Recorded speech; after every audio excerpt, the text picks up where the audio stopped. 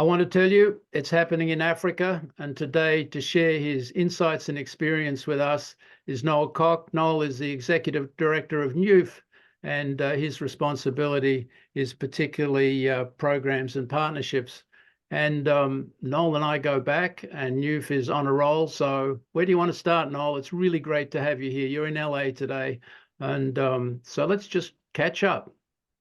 Absolutely. Peter, it's so great. It's so great to catch up with you. It's so great to know that you were part of our organization's origin story, that you have supported us from the very beginning.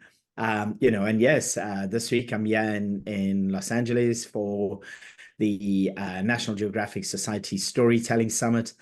We have storytellers, photographers, and filmmakers, particularly, who have come together from all across the world. We really are excited to be here in the city, and we really, the buzz and excitement is just absolutely amazing out here in LA right now. Talking about our origin story, I mean, gee whiz, it's almost crazy to think that I think I met you back in the beginning of 2015, whereas Pragna and I, my partner Pragna and I, were producing our very first conservation, nature and wildlife and conservation TV series.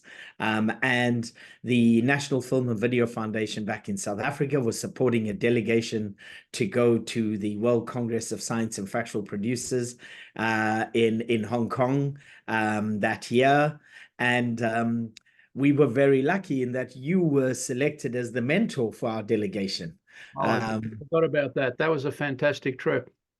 Absolutely. It was unbelievable. But, you also came through to South Africa early in that year to get us ready for the Congress. And when we got to Hong Kong, I remember you chaperoning us. You get there and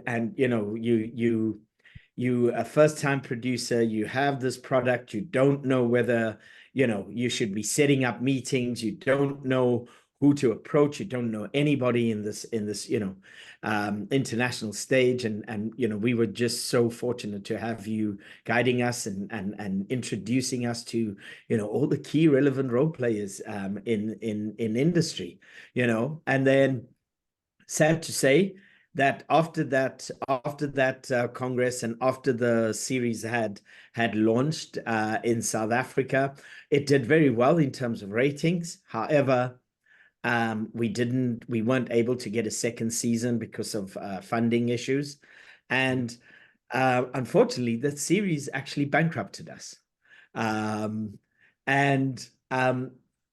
People say, but how and why if it was successful? One of our biggest challenges when producing that nature and wildlife conservation series was access to wildlife. And it's almost a bit strange for an African to be saying one of their biggest challenges was access to wildlife. But particularly back then, we were the first Black filmmakers in South Africa, particularly at that time, trying to make content on nature and wildlife and conservation. After that not so great experience in terms of, it was an unbelievable experience in terms of producing the series. But, we had a choice to make. We were either going to walk away with our tails between our legs and go and look for a job elsewhere, or we looked at the industry and we looked at it and we thought, film and television in Africa is booming, except in this particular genre. Why is that so? And and that's why we reached out to you at the beginning of 2017, because when we looked at this, we thought, we're not going to walk away. The world uses so much of Africa's nature and wildlife. Yet so you saw a need for a conference, was it? No, did you see an event or a training program? I mean, what was your focus? So in the beginning, we looked at it and we thought, okay, we're not going to walk away. We're going to try and do something about it. And we considered a film festival, but then we thought, hold on, whose films would we show? Because it was mostly Europeans and Americans who were producing content in Africa in that particular genre at that time. And so we looked at it and we thought, okay, we're going to create a Congress. so that we can get people together from across Africa and the globe to come and discuss issues around the storytelling in that kind of storytelling in Africa. And obviously, because of our experience with you in 2015, the first person we called was Peter Hamilton. Like, Peter, this is our crazy, mad idea. This is what we're hoping to do. Will you help us? And I think the first thing was we were trying to invite you to come to the Congress that year, but you couldn't. But you so kindly put us in touch with Michael Rosenfeld and Dan Salerno. And those were our two international speakers at our very first event in July of 2017. Yeah, I'm sorry I missed it. I went the next year, but I want to tell you, Noel, that I mean, I get a lot of pictures, and I have to turn nearly all of them down. But there was something about your vision and the background knowledge I had about South Africa's needs, and there was something about your character and determination that popped through on a phone call. And I said, listen, I'll commit myself to helping you get off the ground. And I truly regard it as one of the really most rewarding and satisfying accomplishments of my consulting career, Noel. But look, so let's not about me. This is really about you. But thank you. No, really appreciate the gratitude. You established NEWF. You had a terrific conference. Dan and Salerno, our dear friend of documentary business, was there. And then I came the following year. We had an expanding roster and it was interesting that players in both Europe and the States really got you and Pragna, got Durban, got NEWF, and would clearly, you know, you were moving with really passionate supporters already. Yeah. And I mean, it's just unbelievable. You know, the following year in Durban again, you guys came out and suddenly we had, like, you know, about 10 international speakers. We had Jackson Wild, Lisa Samford came out at that particular point. And, you know, we saw a synergy or we saw a need for us to connect with National Geographic Society, particularly because they were doing a significant amount of work on the continent. And we believed that if we were, you know, to forge some kind of partnership, collaboration with them, we could inspire young, talented young filmmakers across Africa to want to enter this genre of storytelling, particularly. And that year they had sent, we were able to get Dustin Renwick, who was the early career grants program manager at that time, to come out. And then the following year, in 2019, Caitlin Yarnell, who is the chief storytelling officer of National Geographic Society, came to Congress. And I think, as they say, the rest is history, because we were able to forge a particular collaboration with National Geographic Society, in addition to some of the other really great partnerships, or one other great partnership that we were already establishing with Jackson Wild. And, you know, the National Geographic Society came and they supported our event and they supported what we were doing. But what we also quickly realized, Peter, was that having an annual event and bringing people together was not going to solve all our problems. You know, having this event and patting ourselves on the back afterwards and singing Kumbaya off into the distance was not going to change the challenges that so many storytellers in Africa were facing. Some of the biggest challenges were, you know, access, again, barriers to entry, access, not being able to be on crews, particularly because, you know, having no experience in the kind of gear that was used to film natural history and wildlife films, no network, etc. And so we identified that and we looked at this and said, okay, we can't just meet once a year. We need to look at creating what we now call NEWF Labs, to break down those barriers and to create shortcuts or to fast track the skills development and the capacity building amongst African nature and wildlife filmmakers, so that we could have a stake and have some form of equity in this particular genre of storytelling. Just want to back up for a second. I mean, I really love the narrative. So you launched NEWF, but you had pitch sessions built into NEWF, correct? You had skills sessions. I mean, it was a really vibrant event in Durban Yes. when I attended. But you realize that one and done was not enough. Was not going to get you Yes. anywhere. You're still going to get the BBC and Plimsoll and others to just fly in with their experts, scoop up their footage, their stories, and fly out. And essentially, and I'm not criticizing them, it's just the structure of the industry, leave locals, under-equipped to be able to conceive, develop, and produce their stories. And that's what you decided to remedy over the year, correct? Or over several years. Yes, that's correct. And so, like we say, we designed this labs program that would provide, that would focus on capacity building so that we can step up to the demands of the industry, and most importantly, to change the narrative. I always say that the narrative that was always centered around Africa in terms of nature, environment, wildlife, conservation, storytelling was one of, we were always portrayed as the poacher, the pirate, the ranger, the guide, or the people who sing for you when you jump off your safari vehicle. Yes. We are so much more than that. We have so much more to offer to the world. We have brilliant, we have young scientists. We are the continent with the youngest population. We have so many young scientists who are working out there in the field, who are ready to contribute. Why aren't they being featured in those stories? And so we took it upon ourselves as an organization to say, we're going to profile them. We're going to look for these international partnerships. And so in 2021, and I'm probably fast tracking a little bit, towards the end of 2021, and I like to say we were still flirting with National Geographic for a couple of years, we were invited. We had already proposed an idea around what would it look like if we took our programs that we were doing to scale.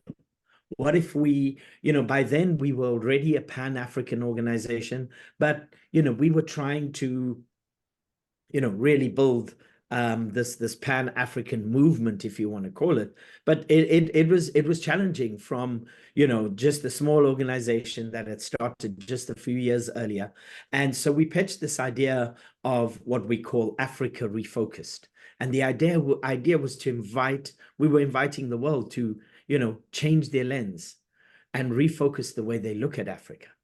And we were thrilled in that National Geographic Society has formed a collaboration with us on the program, what we call Africa Refocused.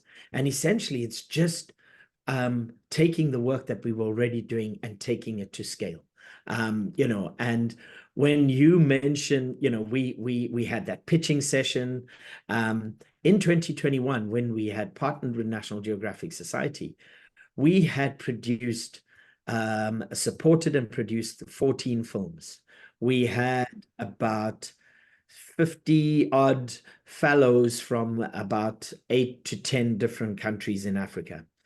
Just last year, and at the end of this, Peter, I think maybe or just now we could probably put play this video. I'll give you a link of a video that shows all the work that we did in 2023 alone. Well, let's take a break, and Caitlin, our producer, can drop in the video. And now.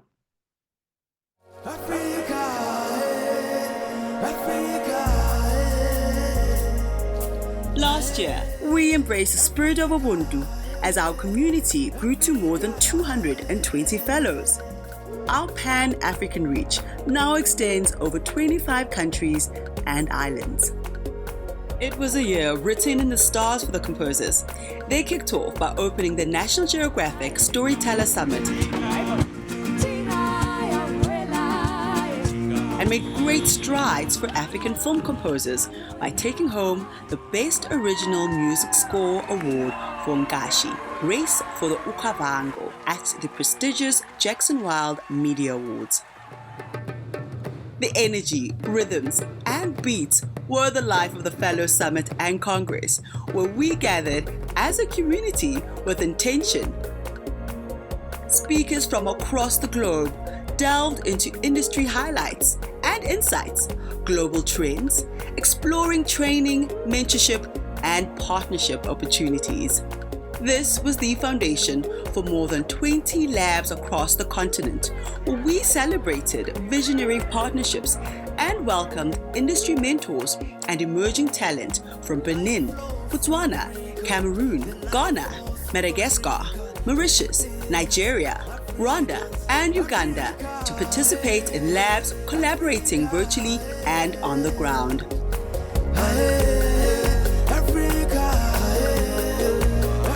The Africa Refocus vision, were the stories of Africa's nature and wildlife being told by and prominently featuring African storytellers and scientists, is coming to life. And with every big milestone comes another. We experienced the positive impact of peer-to-peer mentorship during the cinematography lab in Rwanda, a knowledge-sharing approach that will continue into 2024. We can't save what we can't see. We took our lens sub-aqua to show what lies beneath the surface of our expansive African coastlines and coral reefs. This year has seen more than 20 divers certified, including young divers from the Sodwana Bay community, where our dive labs were born in 2019. We traveled sharing the underwater world in VR with local communities across the continent and at film festivals locally and internationally, doubled down by hosting and participating in workshops and labs. With more highlights and happenings than we could possibly keep up with, we're proud to look back on 2023 and imagine how much more is possible in 2024.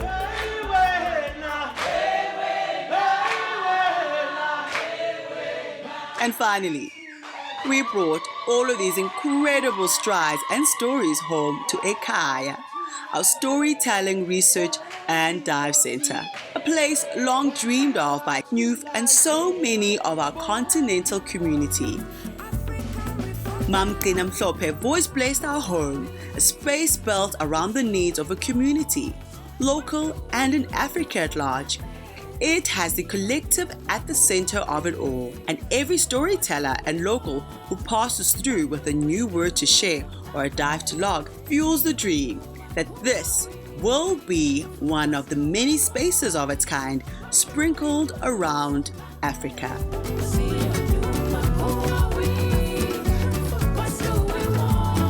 Africa Refocused is a thing. Come and join us.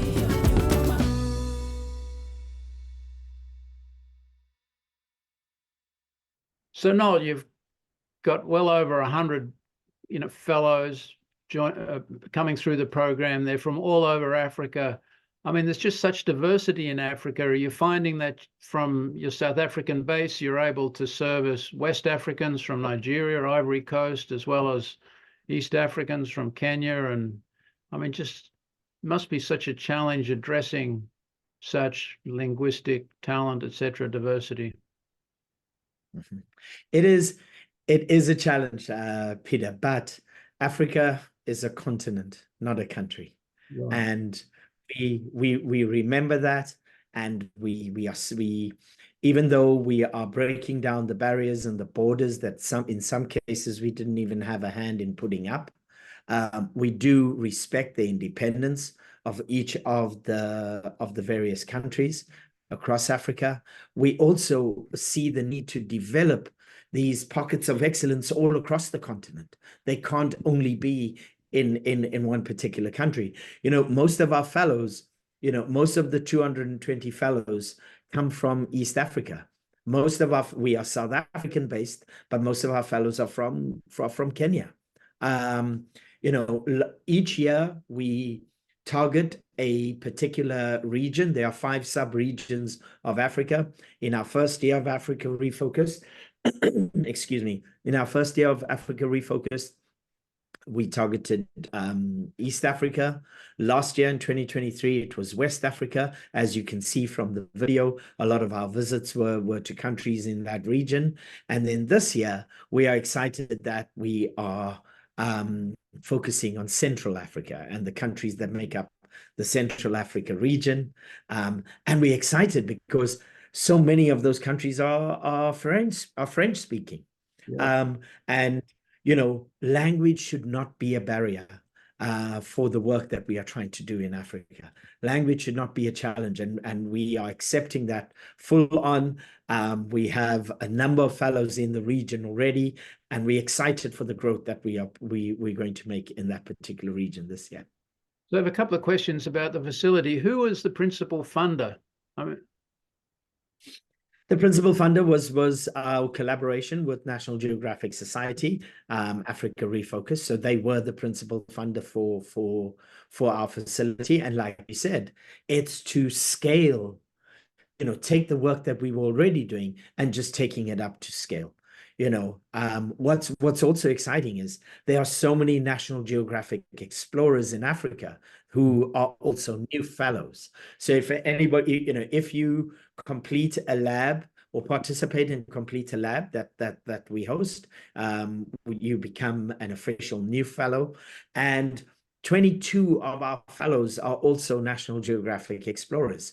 And so we are able to support National Geographic explorers who are based in Africa as well with this program. I remember when I was working with you, Noel, we made an earnest attempt to start up an interning program whereby we could bring talented South Africans to work at, you know, whatever, A&E networks or production companies and so on. And we just hit and we had the support of the South African consulate or their mission to the United Nations. We had a lot of support, but we just hit visa issues, etc.